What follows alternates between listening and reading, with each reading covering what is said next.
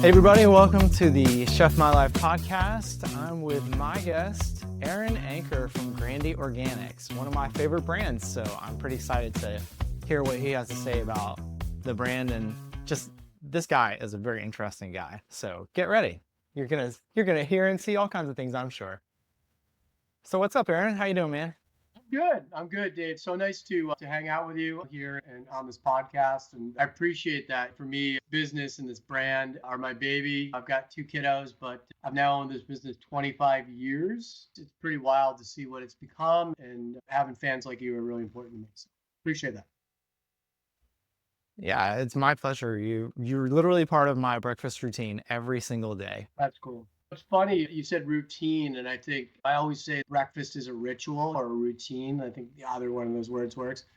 And it's Yeah. really like one of the few parts of your day that you actually control. Be able to be a part of somebody's morning is really special because what happens after your morning, usually something goes haywire, right? It's just the truth. It doesn't matter if you're a business owner, your mom, dad, kiddo, whatever, something happens during the day and it goes haywire. It could be thunder shower, could be, something bigger, right? And so to be a part of that sort of controllable part of the day is really cool. So I've always looked at it that way. And I think, think about it, like your dinner, and you're the chef here.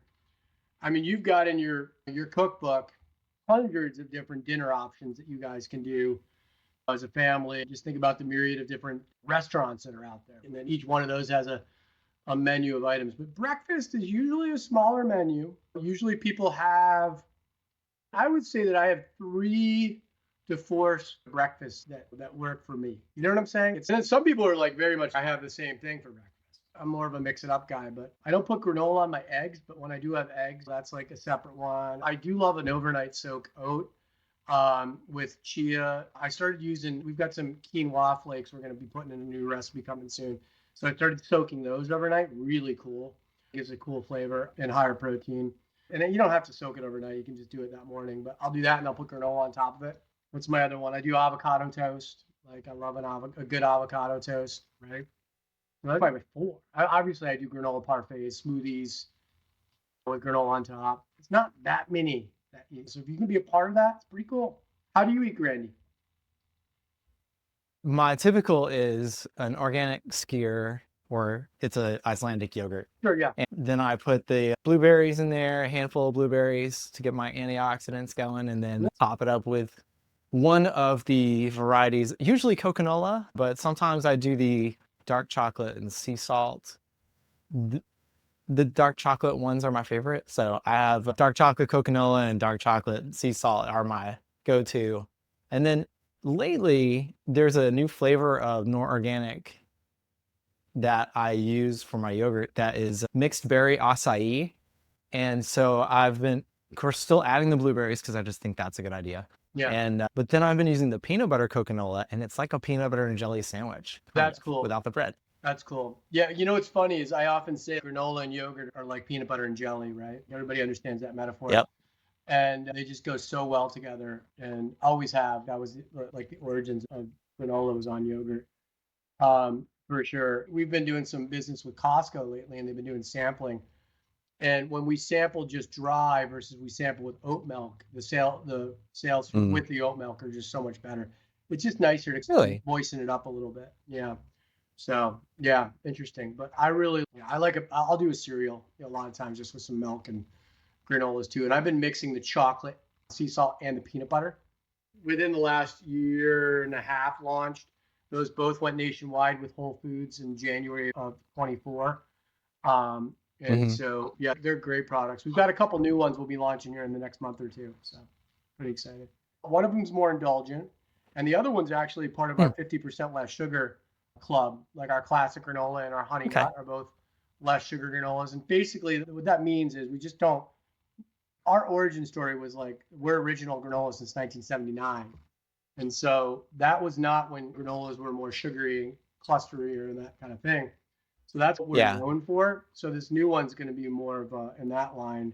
And then we've got a new one that's more indulgent. We look at ourselves, okay, we've got the grain-free, the coconolas, more of indulgent, and then a lower sugar lane in those realms. But that way, everybody, there's something for everybody. Fun. So what in the world got in the granola business? Yeah, I mean, it was a bit of a happenstance. That said, I've always been a foodie, which I'm sure you too, Dave, is likely grew up as a Yeah. foodie and continue to be a foodie. My grandfather owned a restaurant. It was a fish fry in upstate New York, and I grew up working there since I was 5 or 6, no joke, until I was 16 when he sold it. He was 84 when he sold his business. Pretty amazing. Wow. Yeah, he loved it. He's such a cool cat. He's still to this day my favorite. And I learned just so much there. And I always wanted to own my own business. My dad was a dentist, so he owned his own business. And so I just grew up entrepreneurial. But I told myself after going to college, I was like, you don't like corporate world, but so you should still go work in it, check it out. And I got a job in a corporate hotel, did that, then moved to Aspen, Colorado for 3 years, ski bummed. And I worked at a vegan restaurant, one of the first few in the country. And it was called Explorer Bookstore. And Catherine Thalberg, the founder, was vegan and very passionate about it. So I learned all about the natural products industry from 95 to 98. So real early days. We did have some organic items, but organic didn't even have a standard at that point. The Clinton Right. administration made it official in 2000 as on their way out. And so when I moved to Maine in 98, I got a job with a company called Fresh Samantha. And Fresh Samantha was a smoothie company similar to Odwalla, and we were the East Coast version of them. Odwalla was like sort of Denver West, and we were just the whole East Coast. And I got there, and we in 2 years tripled the business. They had taken capital money, grew it like really fast. Super fun to be a part of that team. Awesome people. But they were merged with Odwalla, which then a year sold to Coca-Cola.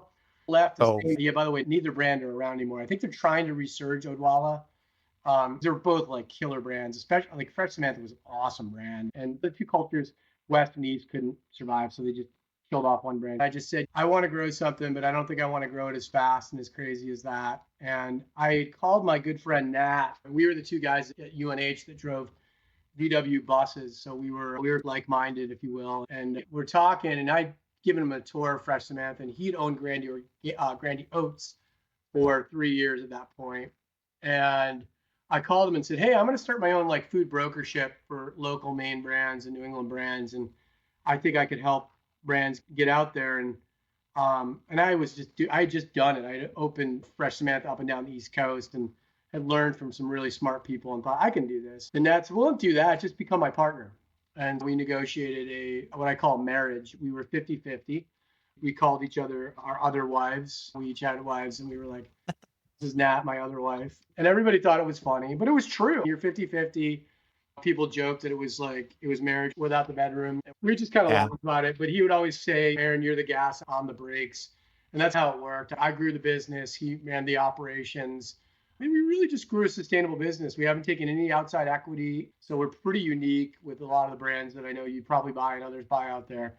And we've just really grown it. And then about 3 years ago, I bought Nat out and I switched the brand name to Grandy Organics. And we had wanted to do that sooner, but we were both apprehensive because Grandy Oats was just so well known.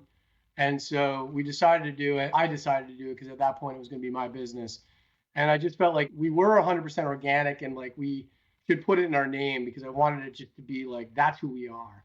The danger in that you're planting your flag in the ground and organic, whatever goes up, that's what you do. But I'd already been doing it for 22 years. So I was like, and this is what I believe in and I care about.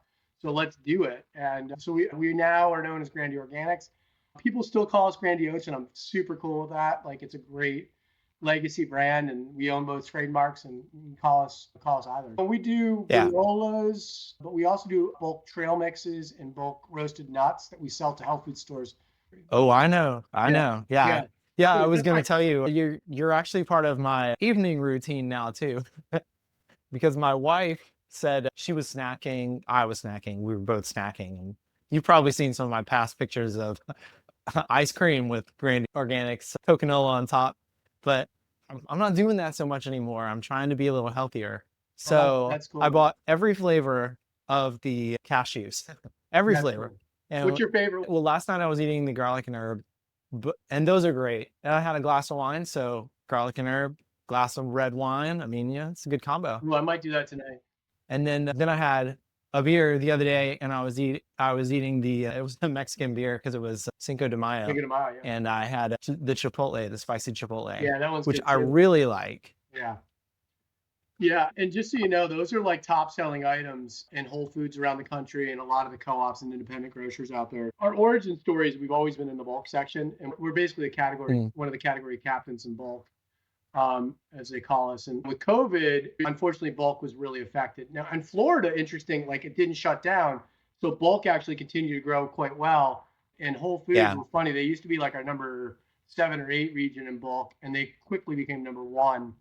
I think they've Mm. settled back into 4 or 5 at this point. But yeah, it's cool to try all those different cashews. I will say one thing, and Dave, I'm sure you remember this, but you found us and we found you when we started to sell on I think was it Imperfect or was it Misfits that you first started working with? Misfits Market, yeah. Yeah, Misfits.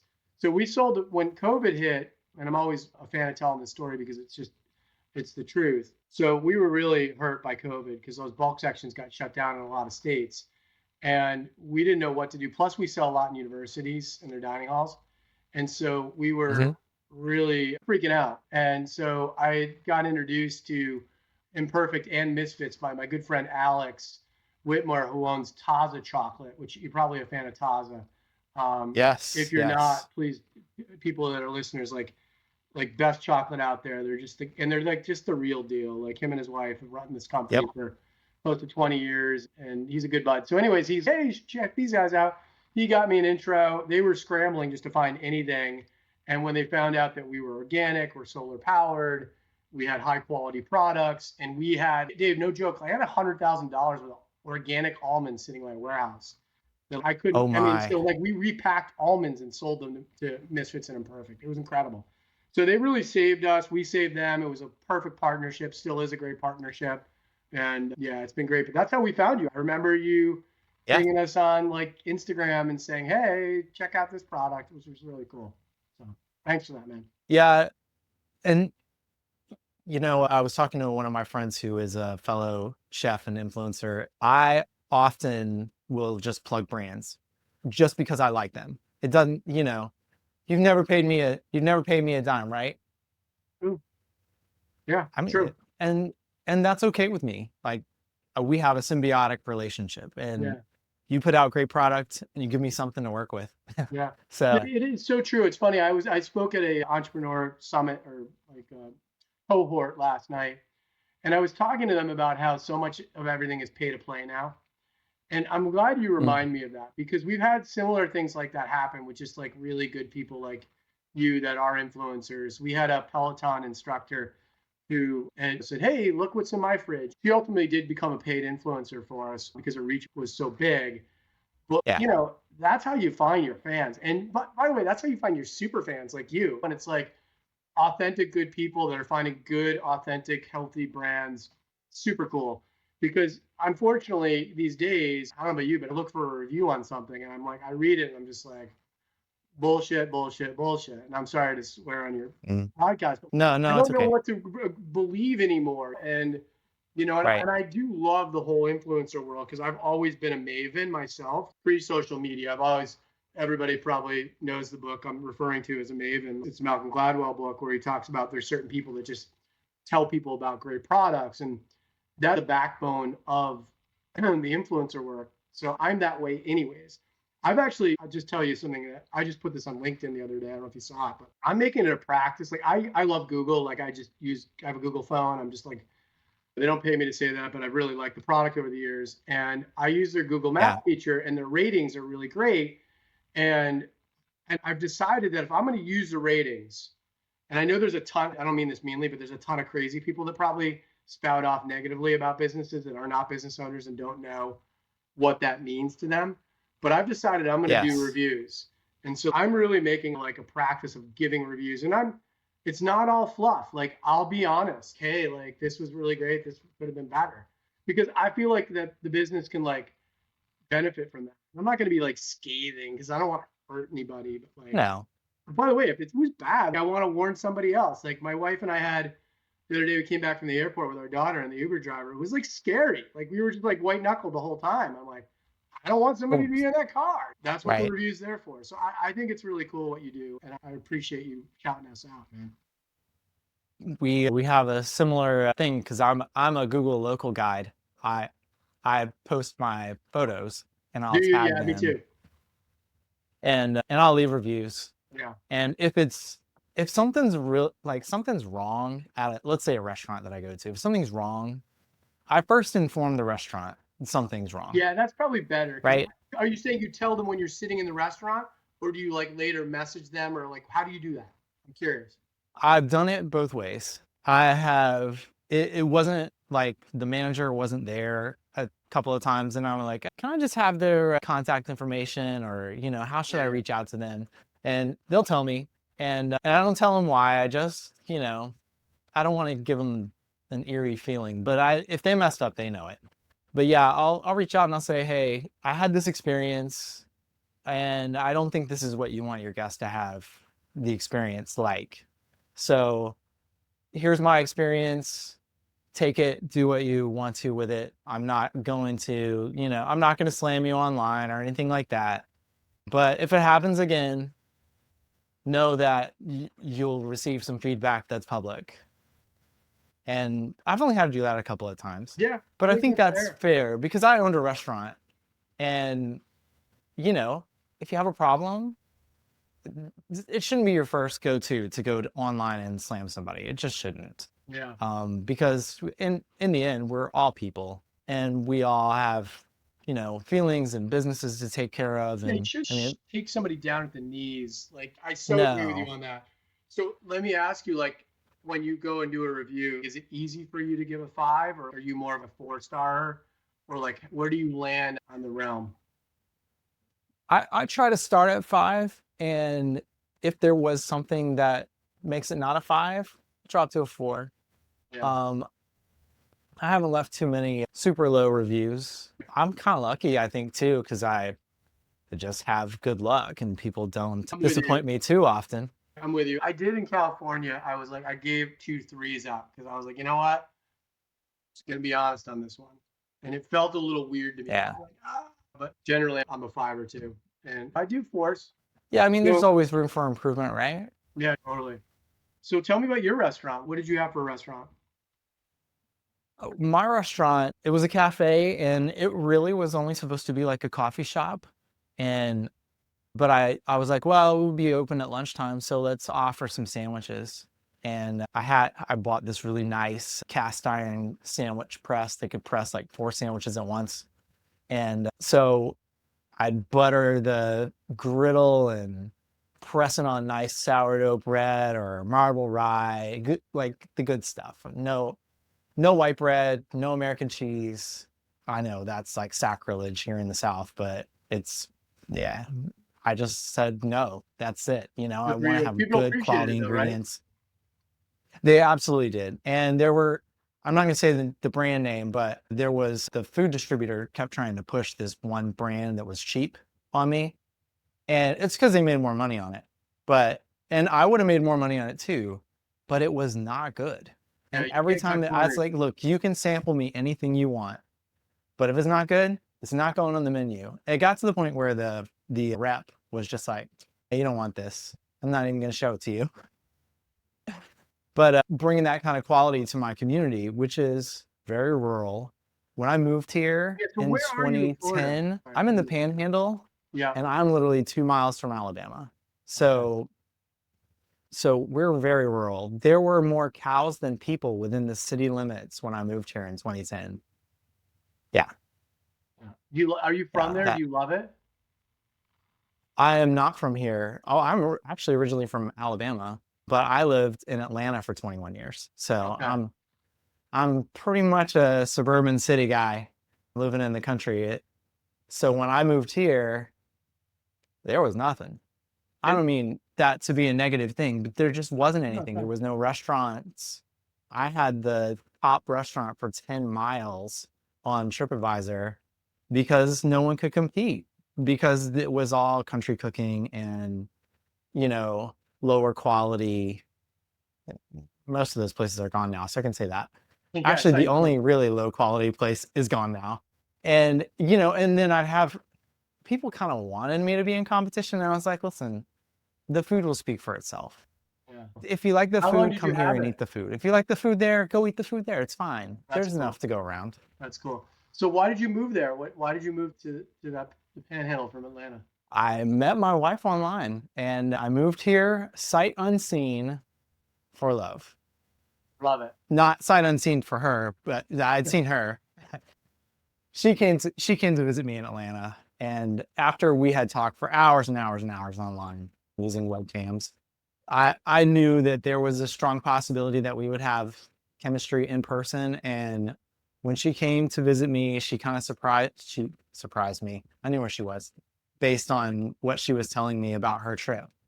And she, under the guise of visiting some friends on the other side of Atlanta, she came and visited me, and we had our first date right there and went to a local Italian restaurant. And she was kind of nervous. And funny enough, I took her to my parents' house.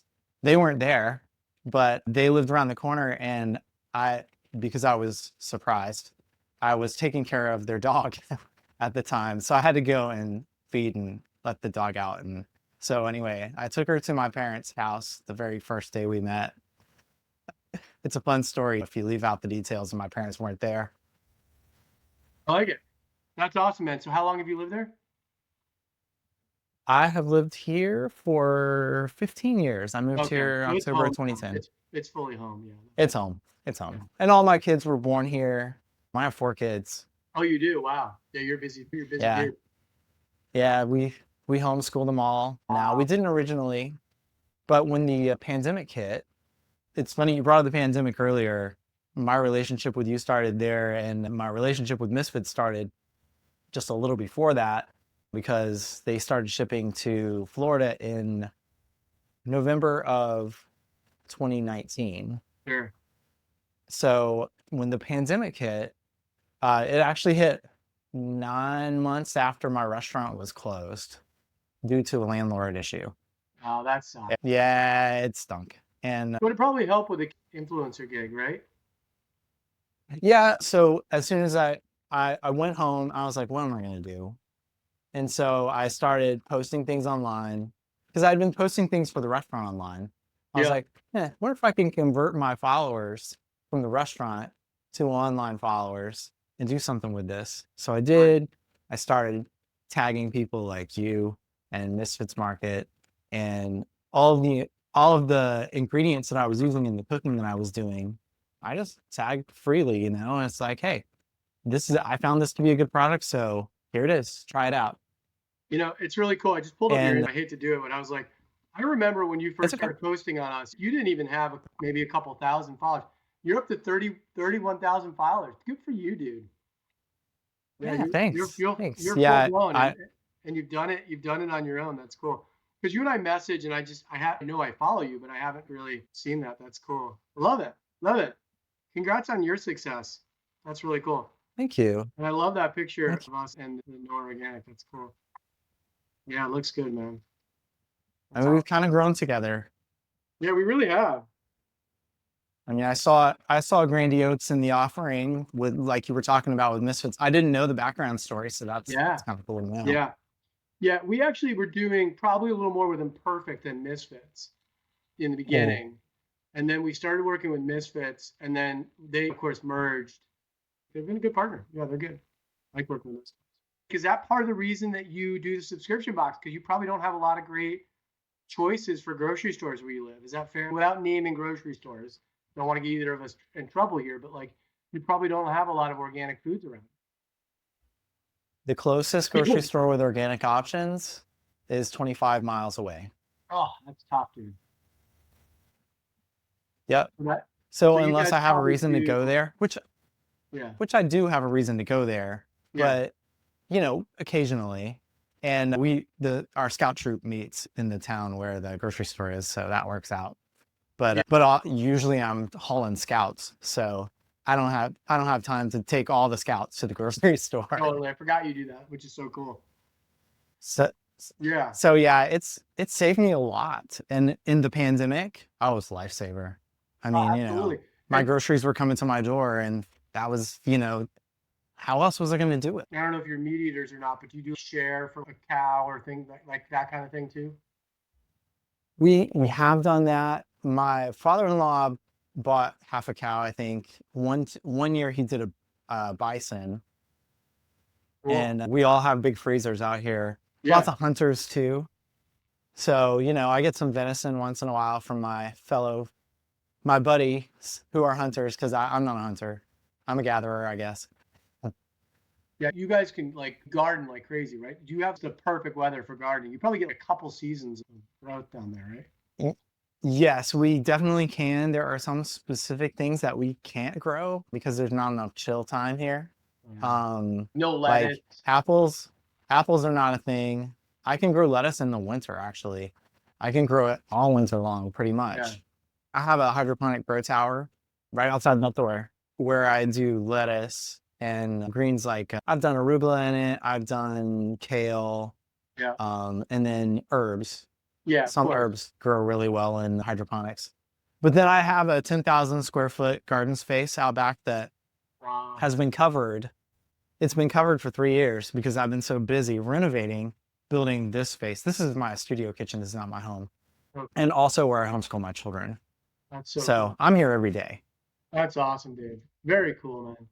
So nice to meet you, man. We've messaged for so many years, and now Yeah. you're communicating with Helen. Have you got to know Helen?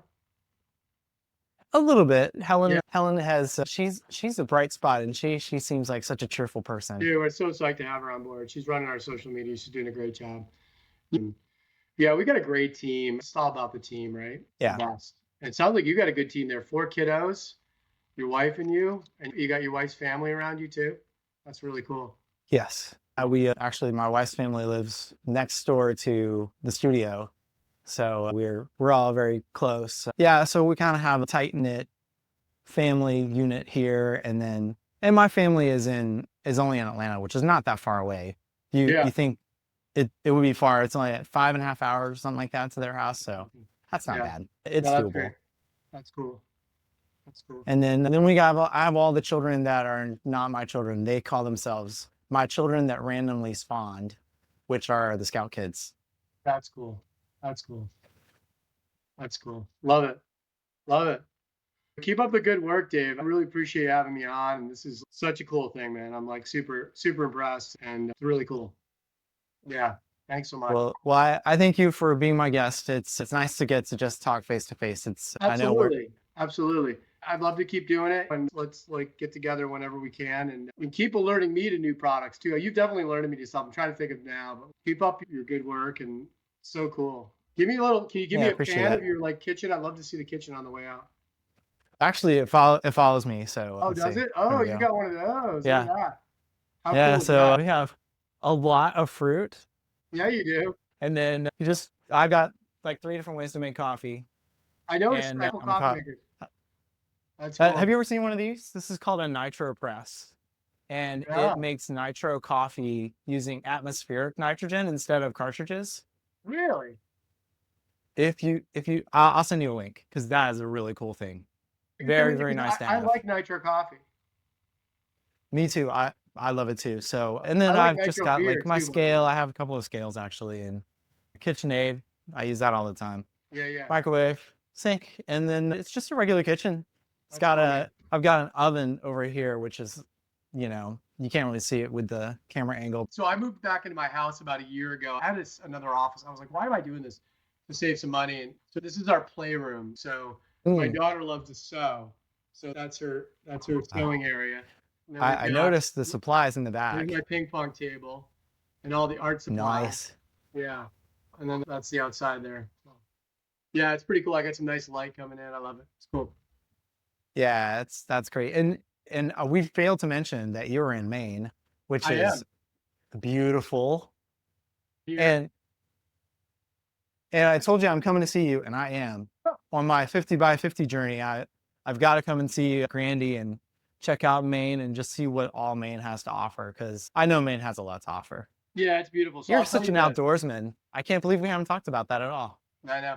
So let me tell you this. I grew up traveling a lot. My parents love to travel. I'm a traveler. I was able to go to Europe and third world countries and travel all over the country doing a lot of hiking and just seeing national parks and stuff. But I then drove cross country. I drove out to Colorado when I was like 19, a couple buddies, and I drove in my VW bus and did like the whole country after I graduated college when I was 22. And by the time I was 26, I had been to 46 out of 50 states. And guess what? I've still only been, I shouldn't say only, but 46 states. I still have 4 left. I'm now past 50. I didn't set a goal like Okay. you. It's really funny, but I got Alaska, Hawaii, because I'm probably sure you're wondering what they are. Alaska, Hawaii, Sure. Arkansas, and Oklahoma. And I think it's going to be Alaska and Hawaii first. No offense to the other two. And then it'll be those other two at some point. I'll go do that. But Well, you want to take a trip together to Arkansas? I know somebody in Arkansas at Hot Springs, oh yeah, and cool. it's the only national park with a microbrewery inside of it. Cool. That sounds fun. Yeah, I hear Yeah. Arkansas is gorgeous. Like I've heard like it's really pretty. Yeah. I've only seen a very small portion of it when I was traveling through from another state, but Yeah. yes, I mean the part that I saw was beautiful, and I was like, "This is what Arkansas looks like." Who knew? Yeah, and I've not done a ton in Alabama or Mississippi. Ah. You have. I drove through it years ago on my way to New Orleans. So I drove cross country. One of my buddies, funny dude from Israel, he's like, Aaron, you're driving too fast. We're not seeing the country. We're going like from Colorado back. And I was like, all right, what do you want to do? We had recently miniature golfed. So we decided that we were going to miniature golf cross country. And we stopped at every Nice. miniature golf. And this is before phones. So you just would see a sign on the side of the road that said miniature golf. And so we stopped and we miniature golfed. And we probably had 20 mini golf places from Colorado all the way back to New York. And we kept tally too, like who had won. And like, I think he was up like 1 hole by the end or something like that. It was so fun. Wow, And that's awesome. it I was love really that. fun. We had so much fun, yeah.